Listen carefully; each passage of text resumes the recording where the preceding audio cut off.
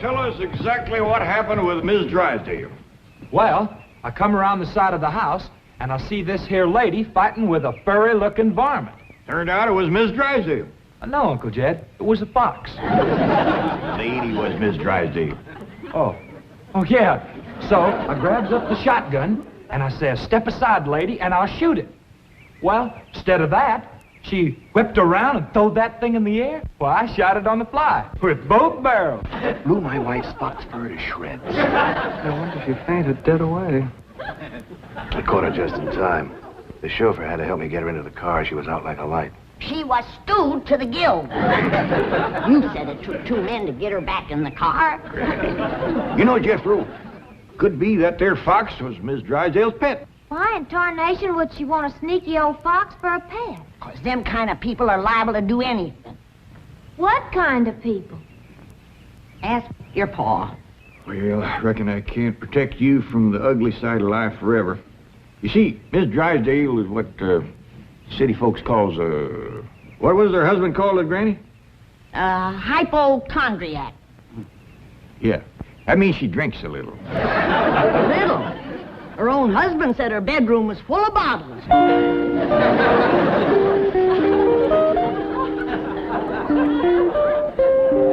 The doctor says she'll sleep for several hours. He gave her a sedative. What about Claude? Oh, she insisted that he have a sedative, too.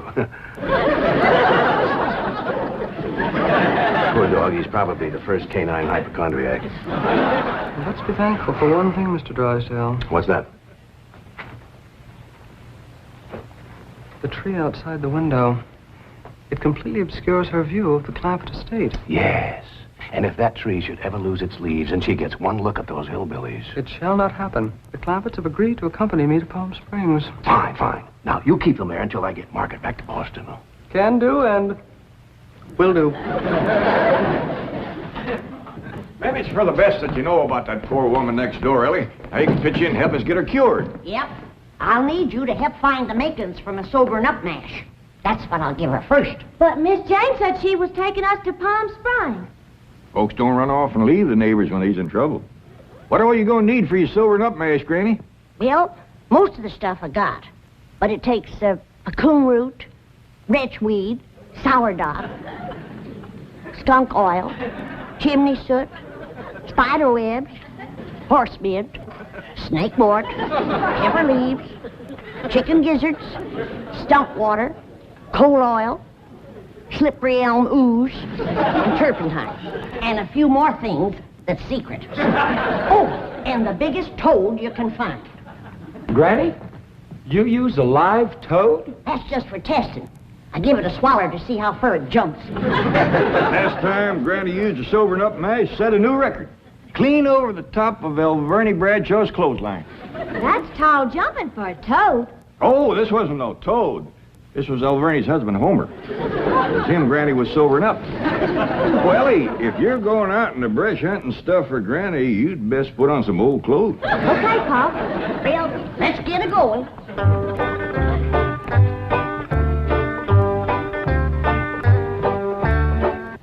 Oh, I pert near forgot. I have to have some goat's milk. After Mrs. Drysdale takes my sobering up mash, she has to have fresh goat's milk every half hour to stop the burning. Well, I reckon Jethro can borrow some. Well-to-do neighborhood like this, folks is bound to keep goats. Everybody except us. We ain't even got a cow. Nor pigs neither. Nor chickens. We ain't even got nothing to pull a plow. You're supposed to be so dad blame rich. I'll bet we're the only family in Beverly Hills that ain't got a mule. I reckon it is high time I was stocking this place. Even Mr. Drysdale's been after me to buy some cattle. Well, good for him. Yeah, just the other day he says to me, Mr. Clampett, you got $25 million in cash. You ought to put some of that money into stock.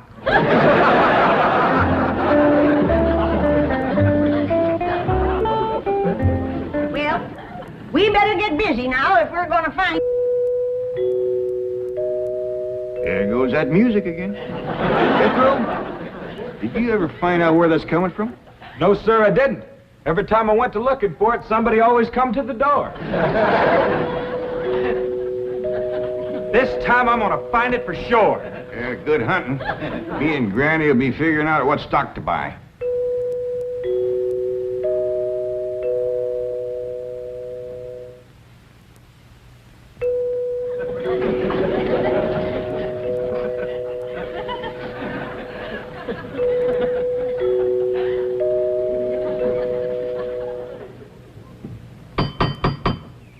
Doggone it, never failed.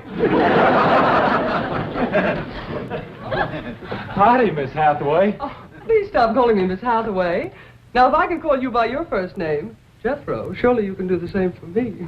But, Please? well, howdy, Miss Jethro. How about calling me Jane? I like that better. Well, are we all set to leave for Palm Springs? No, ma'am. Uncle Jed and me's going to town and buy some stock. Stock? Yes, ma'am. Mr. Drysdale, he told Uncle Jed he had ought to put some of his money into stock. He dictated a memo on that. But you needn't waste time driving into town. You can order your stock by telephone. Now, here are Mr. Drysdale's recommendations. He doesn't want your Uncle Jed to get a bum steer. Oh, Uncle Jed, he wouldn't buy no bum steer. He has to be cautious in the bull market. You gotta be careful with cows, too.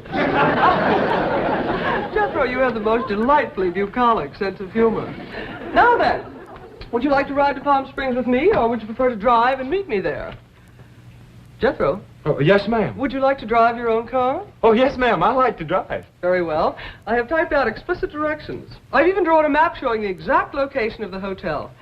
They have a lovely pool, and... Jethro, Oh, yes, ma'am. I'm taking a bikini to Palm Springs. Is that faster than a train? Jethro, you dear naive boy. You shall see when we go swimming. You Tarzan. Me Jane. No, ma'am. I'm Jethro Bodine. I almost hate to see you change. I ain't gonna change. Oh, yes, you will. Under my tutelage, you will become an educated man of letters. Someday I shall introduce you as Jethro Bodine. B.A., M.A., Ph.D.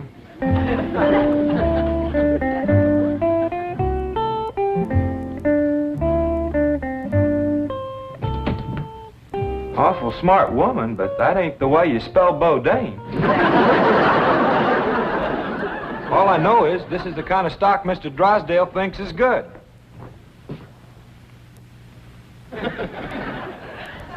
What does that say? IBM. What does that spell? IBM. What's an IBM? I don't know. Next it's got, Us's.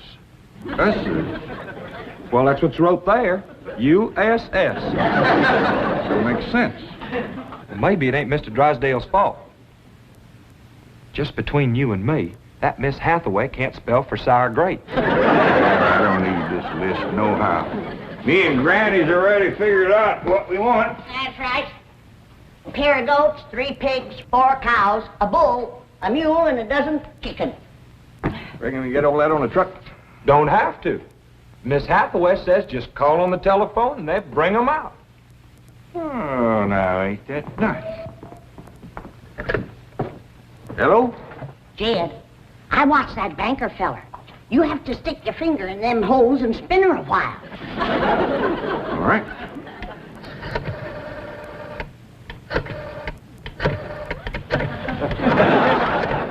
Reckon that ought to do it.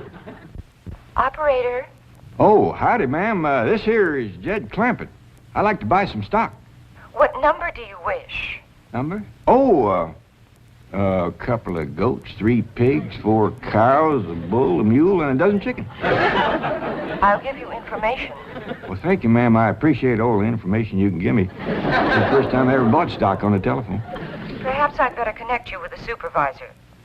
2 heads is better than 1. Supervisor speaking. May I help you?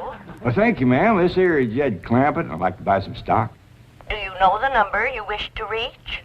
Well, that's more or less up to the animals, but the number I want to start with is a couple of goats, 3 pigs, 4 cows, a bull, a mule, and a dozen chickens. It sure is a dandy pin, Jethro. As soon as Ellie gets back from the Drysdale, she can milk this here goat.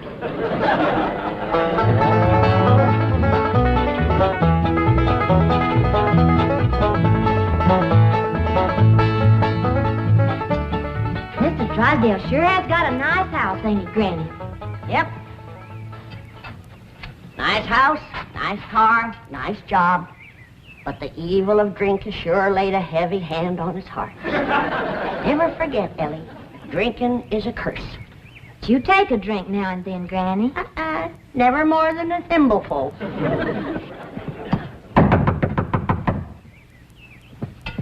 Oh, Ellie, you might have to hold Mrs. Drysdale while I spoon my sobering up mash down her.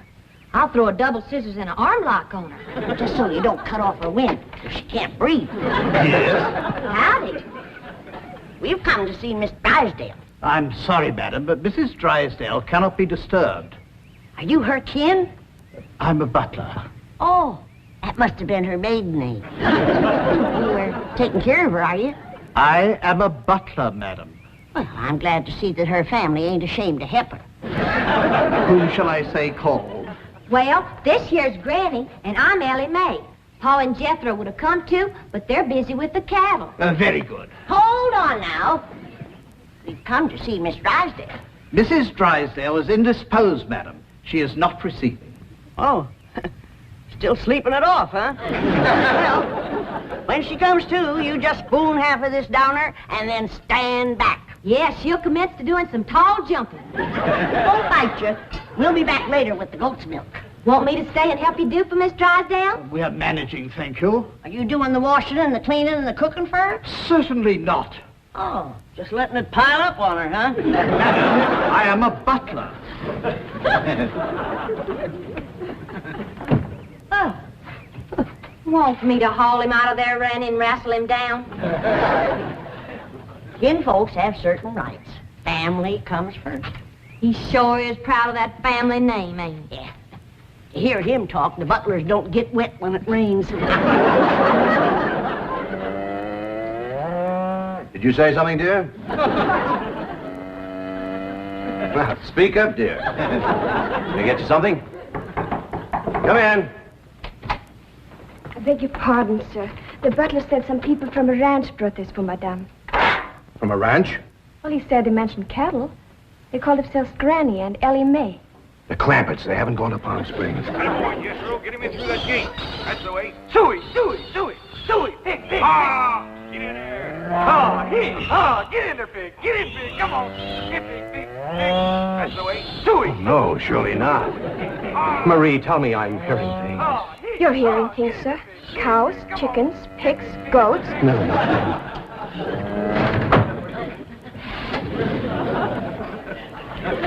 Anything I can do, sir? Pray, Marie. Pray.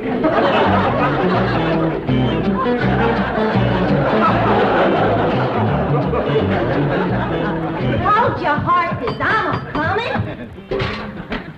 Oh, howdy, Mr. Drysdale. Did your wife take May? Where's your father? He's tending the cattle. He brought cattle into this beautiful estate? No, he called on the telephone, and some men brought him in a truck. Yes, sir. I'm just fixing to go milk the goats. Come on out to stock pen. Stock pen.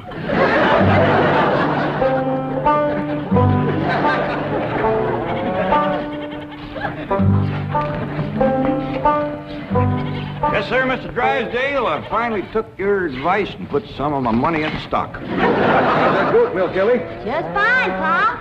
You sure is a dandy pen, Mr. Drysdale. Yeah, good stout fence around outside. Of course, that one across the middle ain't so much. Bulls already jumped it twice, and it ain't even mating season.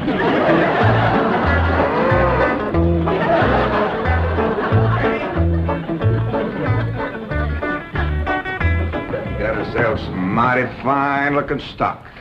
Of course, they need a little fattening up. Mr. Drysdale happy to see him? Granny, he was so happy he couldn't talk. He just kind of hung on a fence and made little gurgling noises in his throat. Well, that poor man has some joy coming to him. I'm glad to be able to help him to forget his trouble for a spell. Here's the goat's milk, Granny. Oh, good, Ellie. Now, you run that right over to Mrs. Drysdale. That sobering up mash smarts considerable unless you follow it up with fresh goat's milk. Ellie, Mr. Drysdale ever find his tongue? Yeah, Pa. Whilst I was milking the goat, I heard him kind of mumbling, like he was giving thanks. He says, "Oh, what have I done to deserve this?" Lord love him. Ain't that pitiful? Oh, hurry, child, now hurry. You know, Granny, it gives a person a mighty good feeling to help a neighbor. You betcha. And he needs us, because his wife's kin ain't no help. Who's that? That high and mighty Mr. Butler. That's who came to the door when Ellie and me took the mash over. Wouldn't let us see Miss Drysdale. Now, you can't hardly blame him for not wanting folks to see it. Uncle Jed, the bull jumped that little fence again, so I tied him back over on his side. Where's Mr. Drysdale? I asked him to come in for some coffee. It was the funniest thing what happened to him. You know how he was hanging on the fence of the stock pen? Kind of gurgling and mumbling happy like? Yeah. Well, all of a sudden, he points up towards his house and says, "My wife. That's her window." Then he goes tearing off into the bushes like a bear was after him. She took some mash and he seen her jumping. Like Ellie, he's gonna get there with the goat's milk just in time. Oh, Sonny, Sonny, your mumsy just had the most ghastly dream. I was going to see our new neighbors, the Clampetts, and suddenly this dreadful giant appeared with a huge gun and shot my beautiful fox fur. Isn't that the most dreadful... Claude, what are you eating? Oh, did Ravenswood bring my darling boy some nice fishy scraps? Claude. Claude! Marie, come and get Claude. What's the matter, dear? Claude, he's having a seizure or something. Is something wrong? Yes, Marie. Open the window. Yes, let's have some fresh air. No. You take Claude to the doctor. I'll get the window.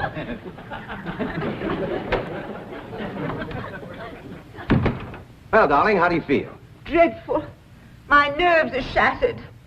Open the window, dear. Well, it might not be good for you, Margaret. Oh, don't be silly, Milburn. I need oxygen. Besides, I adore the fragrance of that jasmine that grows on the fence of that tennis court next door.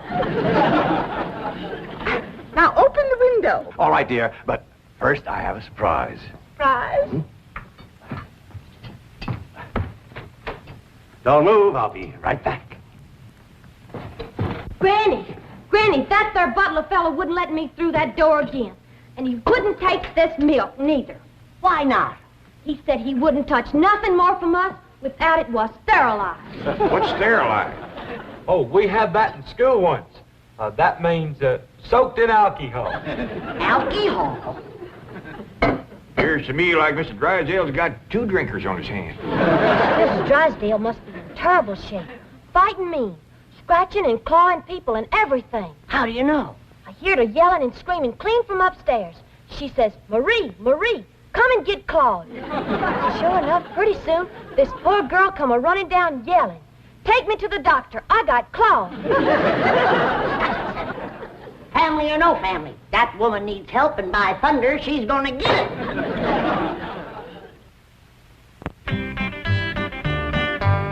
Surprise! Surprise! Milburn, have you taken leave of your senses? You know I'm much too nervous to watch television. But, darling, the doctors in Boston said your nerves were just fine. Those Boston doctors. They had the audacity to tell me that I was perfectly healthy. I said, I'm not paying you all that money to tell me I'm healthy. Milburn, I do not want to watch television. Well, you don't have to watch it, dear. Just listen. There's an exciting Western on. Western? Milburn, shut that off and open the window. I will. Oh, there we are. Milburn, are you going to open the window or am I? I am, dear.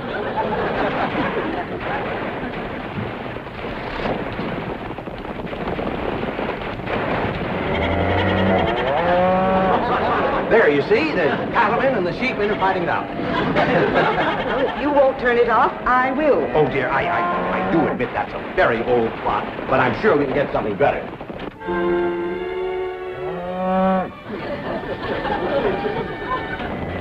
That medical program, go back to that. Well, don't you think that's a bit depressing? I want the medical program. All right.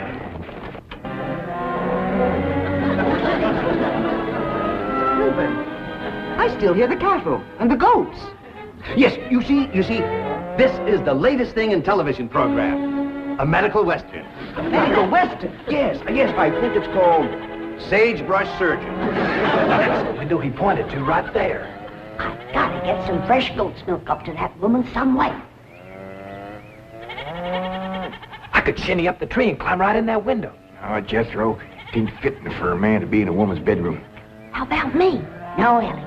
You're too young to handle somebody wrestling in the grip of old John Barleycorn. I gotta get up there and have a goat handy to milk ever so often. I think I got it figured out, Granny. What? I'll get a rope, throw it over that limb, hoist you up to the window. Jethro, you get that Mr. Butler away from the front door. And then, Ellie, you take the nanny goat, lead it upstairs to her room for Granny. All right, Pa. But that little goat ain't gonna do nothing unless it's got that little chicken sitting on his back. That's all right. Raw egg ain't going to do Mrs. Drysdale a bit of harm.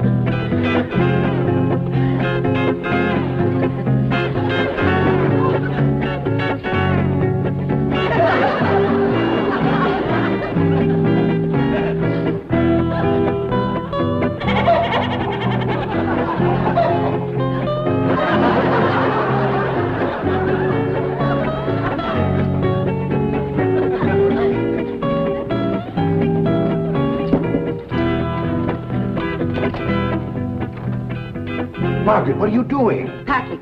I'm leaving immediately. Oh, don't leave me. I love you. I love you too, Milburn. Why don't you come to Boston with me? You haven't seen Sonny for a long time. I don't understand. Why have you suddenly decided to go back to Boston? To see those doctors. Let them dare to tell me now I don't have a nervous condition. I'm even having hallucinations. It's wonderful. Hallucinations? I just saw a witch fly by that window, and there's a goat in the bathtub with a chicken riding on its back. Oh, you couldn't see them, dear. Only someone with my shattered nervous system. There goes the witch again. Oh, Milburn, I'm the happiest woman in the world. It's marvelous. Wait until those doctors hear this. Can't get in the attic and she won't open the window. Heist me up again. Here, Milburn. Let's have a vitamin toast to my coming triumph.